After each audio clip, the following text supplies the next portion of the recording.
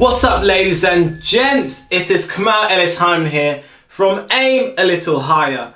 And look, before we even get started with today's message, I've got to give you a round of applause and say a huge congratulations for making it through what has been one of the most disruptive, inconvenient, and just unpredictable times that we've ever seen in our generation. Seriously, this whole COVID-19 lockdown, different announcements, different rules has been a really tough time.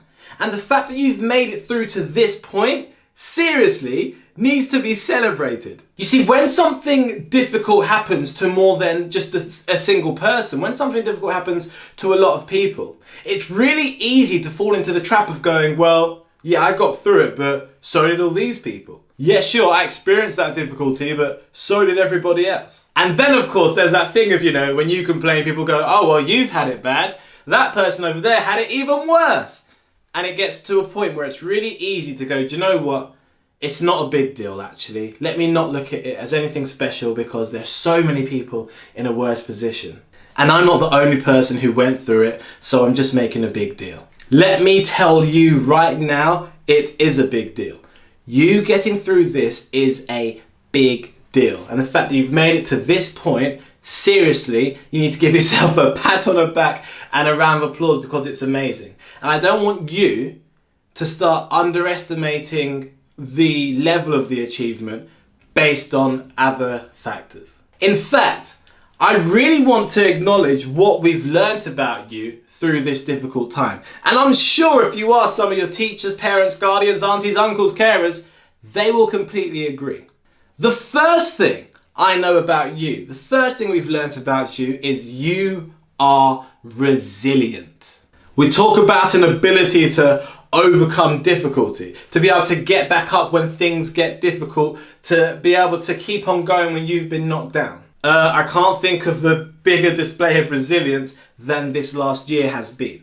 Think about it. Last year we were told this will be about 3 weeks, and here we are a whole year later, still only easing out of it. In order to make it through that, you've got to be resilient. There have even been times where they've said, we'll ease the rules have come back, then the rules have changed, and you've had to adapt each time. Being able to do that shows serious resilience. And think about how that's setting you up for the future.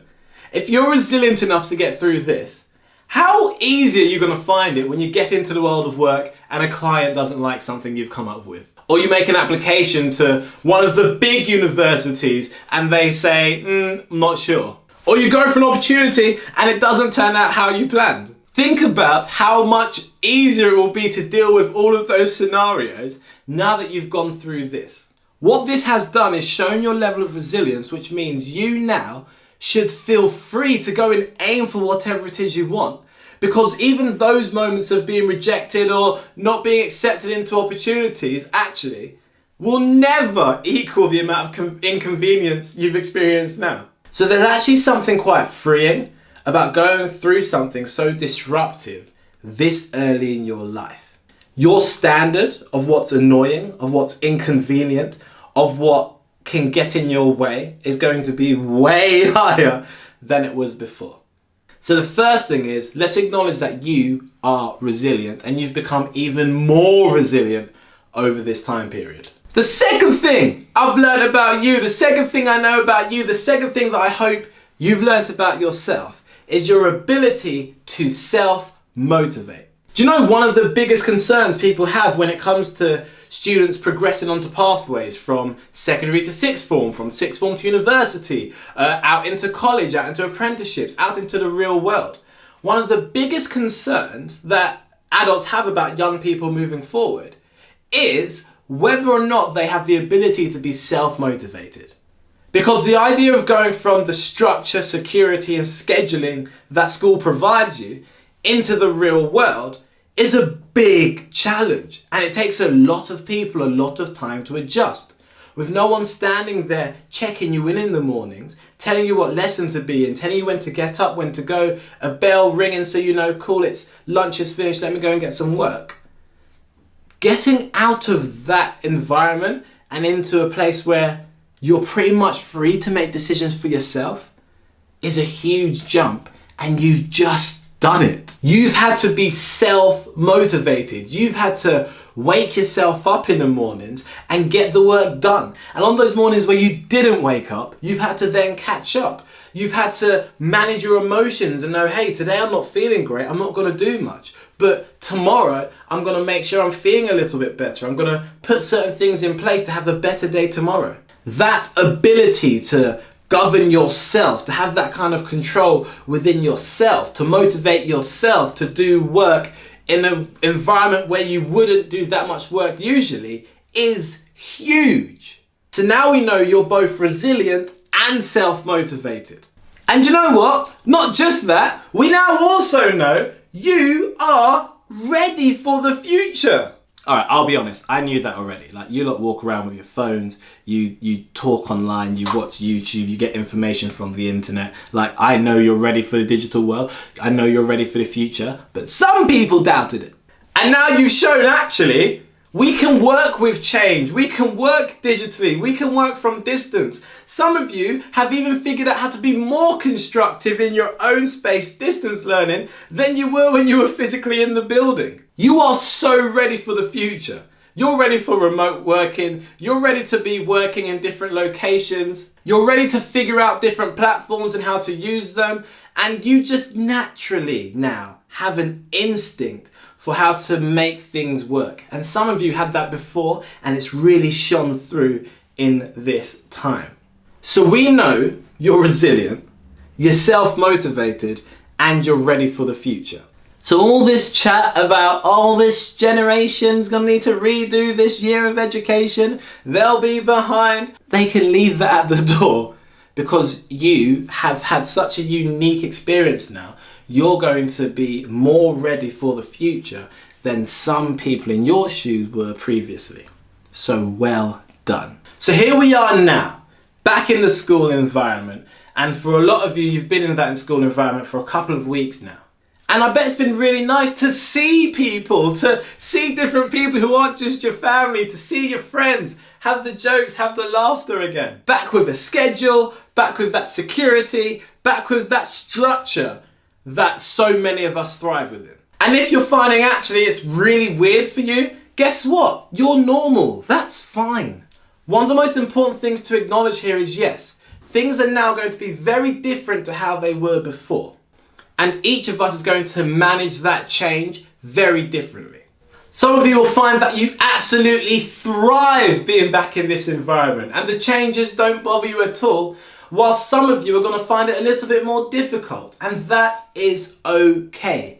I want you to know whatever reaction you have to the return, to the changes around your structure, the changes around school, is okay. I'm sure your school's already doing it, but I also want you mentally to ease yourself back in. You can't be putting that pressure on yourself to be able to adapt back into school mode and be performing at 100% of the time. And to be emotionally absolutely fine with everything that's going on. I need you to have an ease-in mentality. Which means, yes, you're going to come in, you're going to try your best, but you know what? You're not going to beat yourself up for anything that doesn't go according to plan. Now is not the time to be beating yourself up and giving yourself that harsh, hard motivation. No, now is the time to be going, hey, do you know what? Let's take our time, let's ease back into this, and let's have a little bit of a better day every single day. Let's build it back up. I want you to ease back in and be gentle with yourself. Because as we've learned already, you're resilient, you're self-motivated, and you're ready for the future. So we know that same resilience, that same motivation, and that same ability to prepare for the future is going to help you get back to where you were at, or even above where you were at before this whole lockdown thing started. So have the faith, have the belief that you are going to get there, but be easy on yourself whilst you're taking the journey to get to that point. I mean, look, we're all friends now, so I can be honest with you. I haven't stood and spoken in front of an audience for the longest time. Like, this has been the longest gap I've ever had in my life of speaking live in front of an audience. This has become the new normal. Me speaking to you through a camera has become the new normal. So I'm now starting to get bookings to go into schools physically. And genuinely, the first booking I got, I looked at it and was like, I don't know if I can do that. Like I actually paused and was freaked out at the idea of going to speak in front of an audience again. And I've been doing this since I was 17 years old. So I had to be gentle with myself and say, hey, do you know what? Accept it, and we're going to just ease ourselves back in. So I've said yes to some smaller speeches that are going to be a little bit shorter, and I'm building myself back up so that come April, I'm ready to go again. And that's okay. And if I'm doing that and I'm a professional that's been doing this since I was 17, then my gosh, take it easy on yourself for doing the same. So we're going to ease back into this, and we're going to be very gentle with ourselves. And in fact, let's be gentle with other people too. Let's make a support system rather than a system that judges each other, and that will help all of us to get better a lot sooner, to get back to where we want to be and beyond, moving forwards. Now, as part of this easing back into the world of education, the world of school, the world of schedules, structure and security, I do want to explore these two ideas that are going to be at the forefront of getting back into it. And those ideas are control and acceptance. The idea of control and acceptance. So when I talk about control, a lot of us want to be in control. We want to have control of our lives. We want to have control of our decisions, control of our environment, some level of control in what is going on every single day. And probably more so now than ever, because so much control was taken away from us with all the rules that have been put in place before. Now, as you make your way back into school, there are going to be new procedures, new steps, new expectations that weren't previously there. And some of it is going to be out of your control. And whilst these things are out of our control, what I don't want you to do is fall into the trap of trying to gain control of every aspect of what's going on. Because trying to gain control of something that is out of your control and has no business being your control is a great way to raise your stress levels, make yourself feel even worse, and also waste your time. I would encourage you to take control of the things that you can control. So right now, you're coming out of this lockdown life, back into education. What does control look like right now? Well, let's start with the things you can't control. You can't control the rules and regulations your school puts in place with regards to social distancing, with whether people have to wear masks or not, with your seating plans, with different timetabled lunches and breaks. Those kind of things you can't control. There's no point in stressing and trying to fight and argue those things because they have to be put in place. So you're better off putting them into the other category of acceptance. It's going to be really hard to control the results you're seeing from the work you're putting in. It's going to be really hard to control the results on your page. So results you've got to put into that acceptance category because you can't control the results of your work right now. The rules on testing and those kind of protocols, you still have your rights, but you can't control the process that's going on around you. So again, chuck it in the acceptance. But there are so many things you can control. What can you control right now? You can control your efforts and you can control your actions. Meaning, if you want to be in control of something, why not focus on those aspects? Why don't you focus on sitting down in your class and seeing if you can focus for longer periods of time than you did in the last lesson? You can control going and asking for help on bits that you feel a little bit stuck on. You can control the level of effort you put forth in any given scenario. That is fully in your control. You can control your punctuality. You can control whether you're turning up on time. You can control your politeness, your interaction with people. You can control how you speak and treat those around you.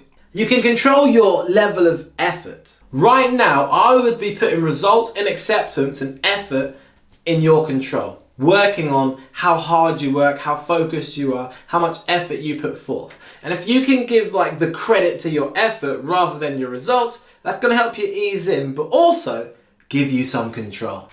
You can control your mornings. You can control what time you wake up. You can control what you do in the morning to set you up for a good day, to give you those moments of happiness. Maybe there's a playlist that plays in the morning. Maybe you've got your favourite comedy in your ears while you're going to school. Maybe there's a breakfast that you love and you prepare that for yourself every morning so that you come in a good mood. So yes, you're coming into a scenario where you're not going to be in control of everything, but my gosh, there are certain things you can control, and if you could just focus on those, you'll be in a great space. And like I say, the other side of that coin is acceptance. Accepting that right now we're in the sort of aftershocks of a really weird time. And that's okay. Accepting that you might not be performing at the same levels before, and know that actually that's okay, because I'm going to control my effort and get myself back up and beyond. Accepting that your school environment might not be exactly the same as when you left, and just accepting the new reality you're in. But know that things are being done, work is taking place to get us back to that space. Anytime you're feeling stressed, overwhelmed, or worried about what's going on, I want you to literally go through that process of going, okay, is this something I can control, and is it something I can accept? For example, I'm finding it really annoying to try and keep on speaking to people through masks. Sometimes it's really awkward to speak through masks, but you know what? Can I control it? Not right now. It's something that needs to happen in shops, and I don't really fancy arguing with people about it, so I just accept, hey, I'm gonna have to wear this mask, and I'm gonna have to talk a little bit louder when I'm in the shops. I can't control it right now, so I'm just gonna accept it. And do you know what? My day just goes a bit quicker because I'm not getting involved in those smaller conversations about little moments that are out of my control. I put it in the accept pile. One thing that I've experienced recently is being able to communicate as effectively and effortlessly as I did previously. I used to be able to jump on a stage, talk. Give me a subject, I'll talk, I'll riff, I can go. Now, I've really got to take a little bit more time to take it in, think about where I want to go, what I want to say. Sometimes I get lost in what I'm saying and need to go back and remind myself. Now, can I control that right now? Not really. It's been an effect of this last year. What I can do is accept it and not beat myself up for it, and then take control of my daily efforts of, okay, let's record some more, let's speak some more, so that you can get back to where you feel like you were before. So I can't control the issue. I can accept that that's where I'm at, and I can control little things that I'll keep on doing to try and make a difference. Ladies and gents, now is not the time to be beating yourselves up. Now is not the time to be trying to control everything. Now is the time to be feeling proud of what you've accomplished. This is going to be a process. It's going to be day by day, moment by moment, and it is going to get better. And part of that accepting what you can't control and controlling what you can is also acknowledging that your effort still matters.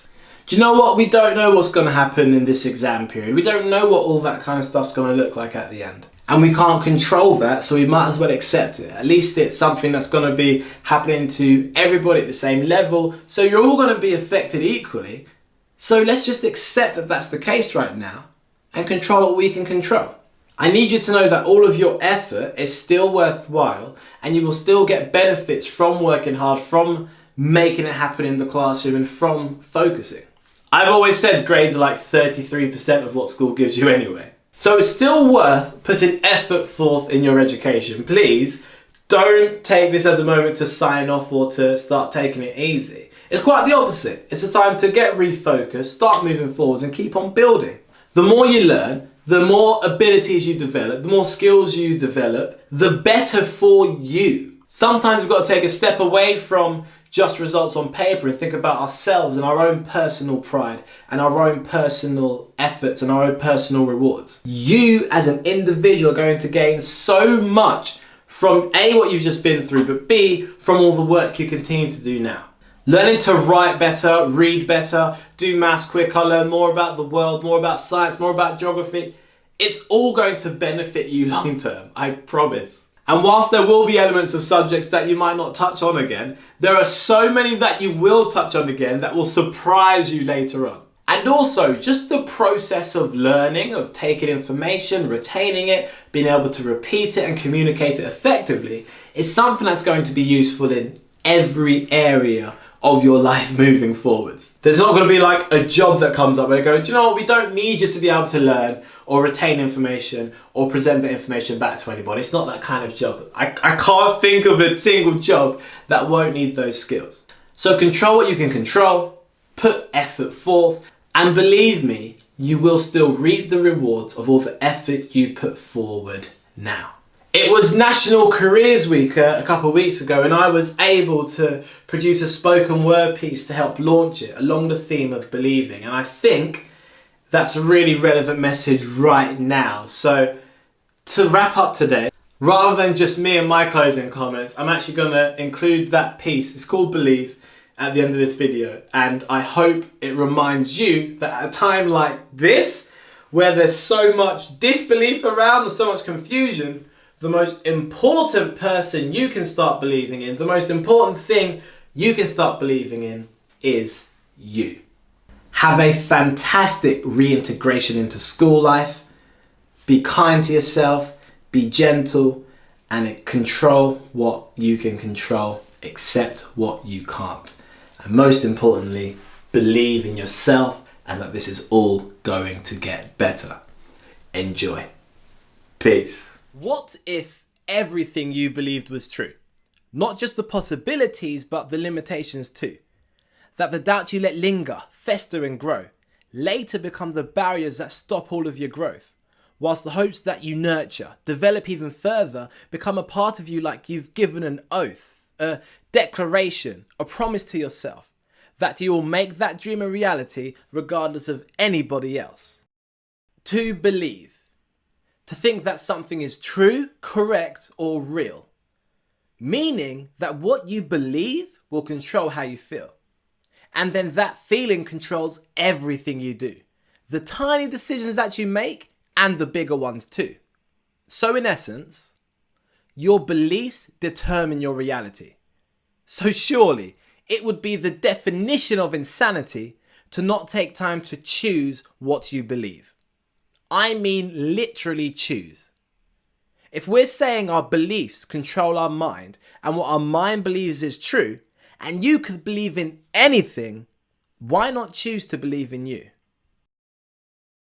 The ability to believe, a gift and a curse. An internal race to see which side will get to you first. The gift of belief that allows you to try, take challenges step by step until you learn how to fly. Versus the curse of belief, or belief of a curse. A belief that it won't go well, so you expect the worst. What if everything we believed was true? And belief wasn't about actual proof, but more about you. A tiny seed actually has the audacity to believe it will one day become a mighty tree. Despite all evidence, past experiences, and what some would argue is common sense. Imagine, for a second, that seed sat around with its friends, sharing its beliefs about the impending future, speaking of dreams and goals that they're not used to. What stories of failure would they share? What doubts would they voice? And would that seed listen and let them affect its choice? You see, belief isn't about logical thinking, realistic goals, or any other measurable approach. Belief is something way deeper. It's a fire within. So what do you believe in? And if yourself wasn't the first answer, let's explore the reason. The garden of your mind has clearly let some weeds in, little seeds of doubt that you've watered through the seasons, enticed you to feed them, feel like you need them, and ultimately decide that you are going to be them. With subtle little phrases like, well, that's just me. I'm not that good.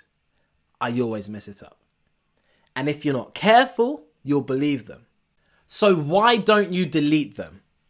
Remove these phrases and beliefs from your repertoire, promising never to repeat them. Dig up negative beliefs, take some time to sit and recede them. Because if we're saying our beliefs control our mind and what our mind believes is true, and you could believe in anything, why not choose to believe in you?